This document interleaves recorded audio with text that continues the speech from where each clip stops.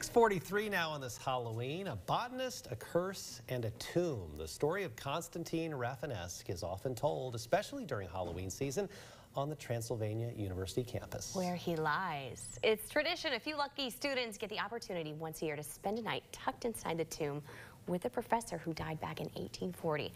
Last night, I got to join them as we rang in Halloween. I think people just correlate creepy stuff that happened there on campus just to any dead figure that we have in this tomb. We'll see if anything happens tonight while we're in here. Up the steps of Old Morrison on Transylvania University's campus is an actual tomb.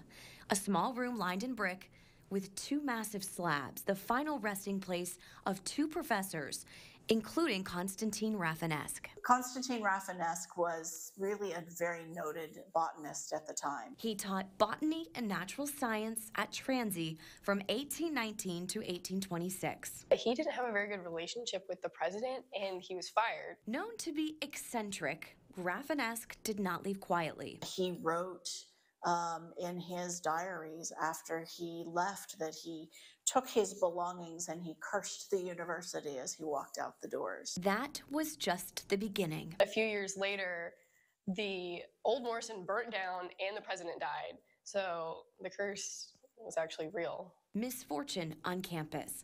Meanwhile, Rafinesque died in 1840 in Philadelphia. It brought his bones back to break the curse. Here lies the body of Constantine Rafinesque.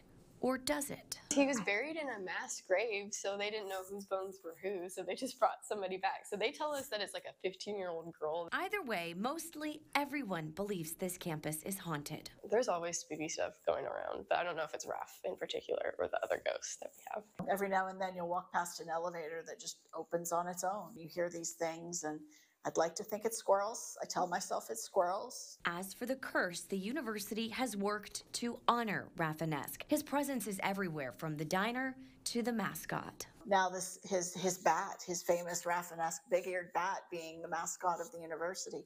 I would like to think that we have given honor where honor is due, and that hopefully we can avoid any other bad things happening.